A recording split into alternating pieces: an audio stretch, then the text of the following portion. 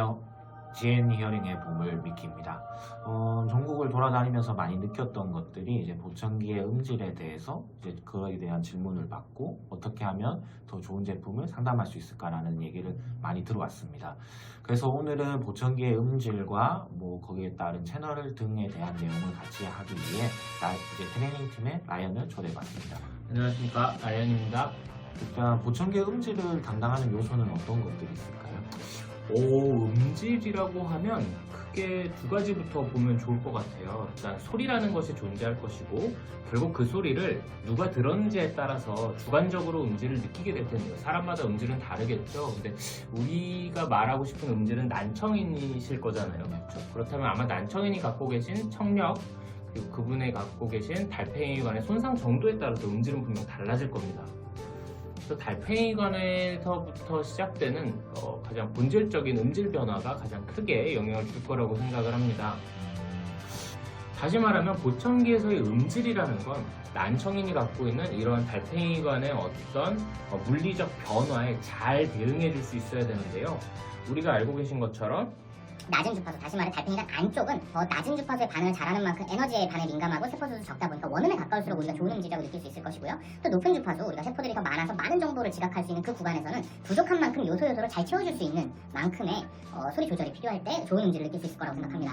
그러면 이제 보통 채널 같은 경우에는 뭐 예전에 10년 전만 하더라도 뭐 최고 채널이 10채널이라든지 12채널이 보다 정도였는데요. 그렇죠. 지금 같은 경우에는 이제 확인해보면 뭐 타자 같은 경우에는 뭐 40채널, 뭐 24채널 이렇게 굉장히 높은 채널 수가 많은 전기들이 많은데 최고 채널이 17채널로 알고 있어요.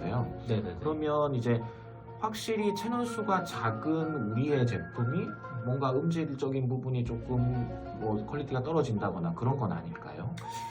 보청기에서 말하는 채널을 이야기를 하려면 먼저 신호 처리부터 설명을 좀 드려야 될 것 같아요. 이 신호 처리의 방식은 사실 다 대동소이합니다. 시간을 기준으로 해서 얼마만큼의 전기적 자극이 발생됐는지로 그 개수를 통해서 주파수를 보게 되고 또 그 크기를 통해서 소리의 크기를 확인을 합니다. 그래서 우리가 보청기 피팅 화면에서 보시는 것처럼 주파수 밴드와 그리고 소리 크기를 정할 수 있는 이득 또는 출력이 나타나는데, 그러한 것들은 결국 보청기가 들어온 신호에 대한 신호 처리를 한 결과이죠. 다시 말하면 신호 처리는 결국 시간을 기준으로 해서 보는 방식이라는 겁니다. 결국 음질과도 가장 굉장히 직결되는 부분인데, 이 신호를 시간으로 정리를 하다 보니까 결국은 우리가 실시간으로 대화를 하는 것이 중요하기 때문에 얼마나 빠르게 신호 처리를 했는지, 그리고 아주 빠르게 신호 처리를 하면서도 소음 감소, 피드백, 주파수 압축 여러 가지 기능들을 동시에 사용하려면 굉장히 빠른 신호 처리가 필요합니다. 빠른 신호 처리를 하려면 결국은 보청기가 분석해야 되는 신호 처리 구간이 사람이 들을 수 있는 구간에서 한정되어서 움직일 때 가장 빠르게 동작이 됩니다.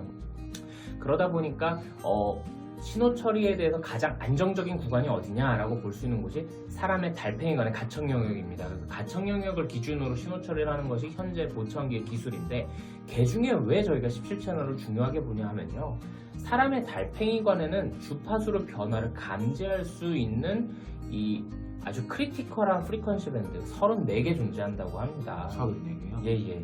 이 34개를 결국 구분하려면 쪼개놓고 보면 우리가 이렇게 하나의 덩어리를 하나로 쪼개면 2개가 되잖아요. 마찬가지로 17개로 쪼개면 34개가 됩니다.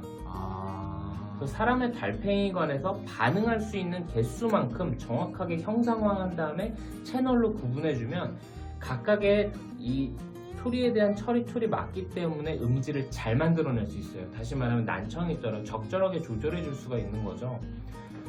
근데 여기서 아마 지금 이 말씀 하시려고 하셨을 거예요. 그럼 채널이 더 많으면 좋은 거 아닌가요? 그렇죠. 하실 수 있습니다. 근데 이렇게 보시면 좋을 것 같아요. 우리가 소리를 들을 때 만약에 소리를 여러 가지로 잘게 쪼개서 우리가 감지할 수 있는 하나의 덩어리인 걸 여러 개로 쪼개놓고 보면 이게 과연 소리가 잘 들릴까? 이 뒤 벽면으로 보시면 될 것 같아요. 이 벽면에 선들이 되게 많습니다. 사실 하나하나 보게 되면 하나가 면이거든요. 하나는 면인데 면들이 쪼개져서 여러 개로 나뉘어져 있어요. 시각적으로 보실 때 깨끗하신가요? 선이 너무 많지 않으세요? 네. 굉장히 많죠.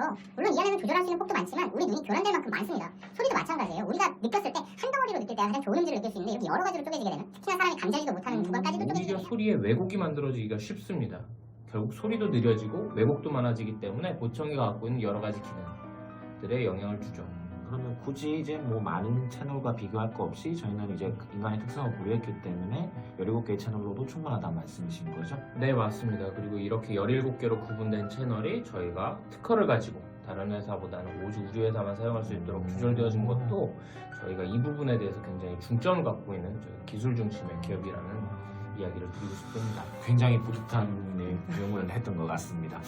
예, 제가 그동안 궁금해했었던 보청기 채널과 음질에 관련된 내용으로 이제 오늘 짧은 시간 마치도록 할 거고요.